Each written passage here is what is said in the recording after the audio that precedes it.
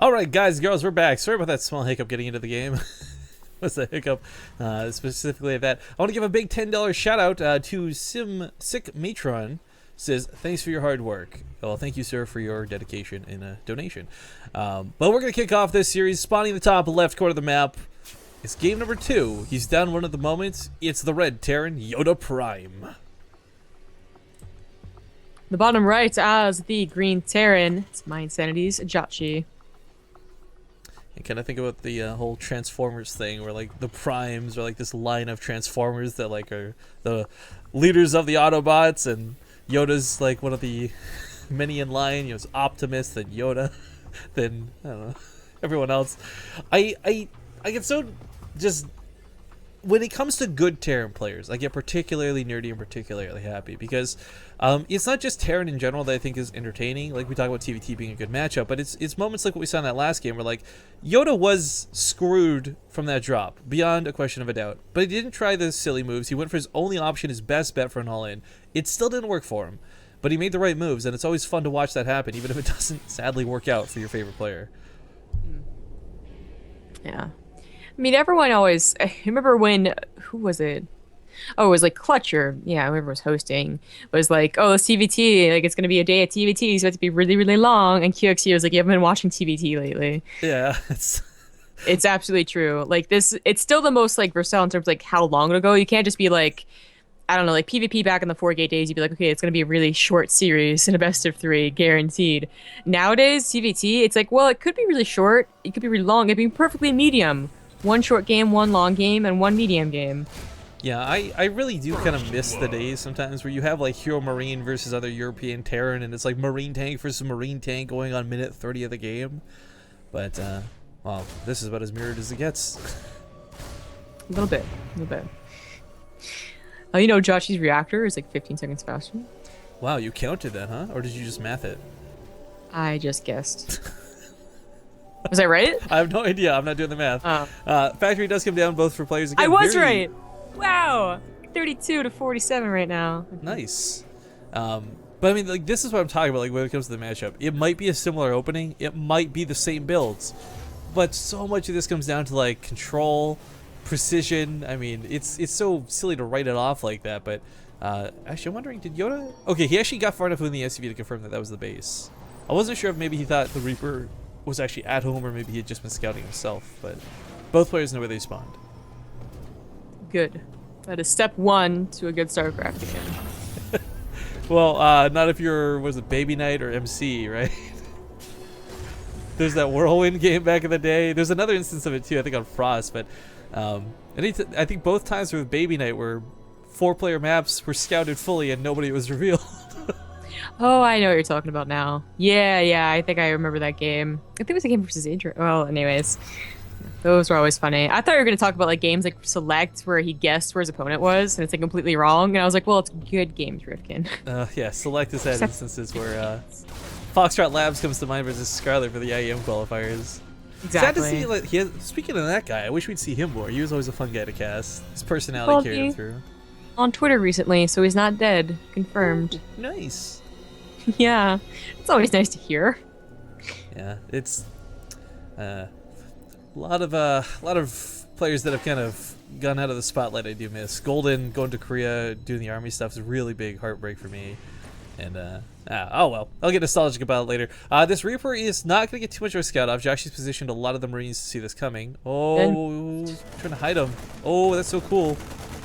But I mean, that's cool. You see the starport without a reactor or a factory, or sorry, tech lab. 3rd time's the charm. You have to know it's coming. Yeah. He scans ahead, wants to know what YoDa has to defend. Doesn't see the 3rd CC though. Okay, well, he will see it with the drop.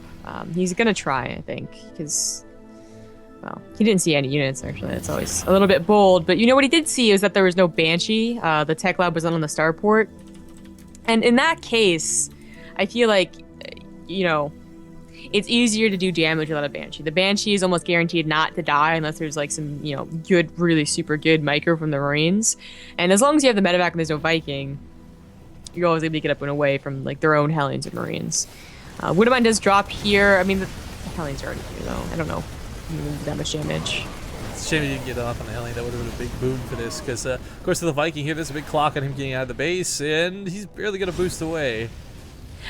You know, if he had scanned that Viking, I was- really don't think that was sick. Yeah.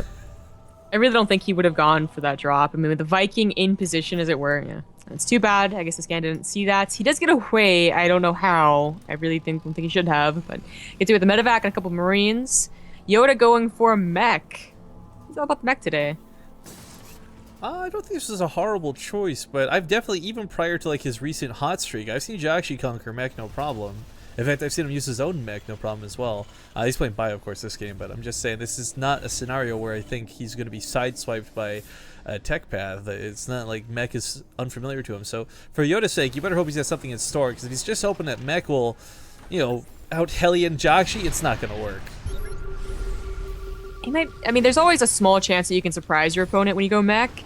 You're never really banking on it, like, oh god, I hope he doesn't scout me going mech. These are never going to happen with scans and drops as they are in TVT.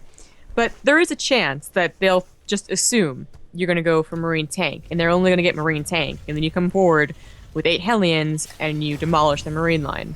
Small chance, but always there. Yeah, I mean, especially with Blue Flame, you don't even need as many shots either, which is kind of a big deal. So Marines don't, you know, that 1 second they're not spread is a lot more deadly. But all right, we'll see just which way this decides to go for YoDa. I mean, when you do go for mech, you're pretty much generally gonna have Hellions and Vikings for the most part. So you go to siege tanks a little bit later. We don't quite have that crazy Viking count out just yet, but again, air dominance tends to be in the favor of the player who goes mech. Scan goes down for YoDa. I guess he wasn't sure if third was down. Yeah, it looks like he never scouted. I mean, they're both on similar SCV counts. YoDa may have had the command center earlier, but it's not like he's had a big benefit from it. I do like that he prioritized this, though, to get those gases. When you play mech, tanks, Ravens, Vikings, all very expensive gas units. Yeah. Jjakji, like, I think you confirmed just by the sheer amount of Hellions that YoDa has that it is in fact mech, so he's a lot of Marauders on the way. A lot of upgrades as well. They're not all quite done.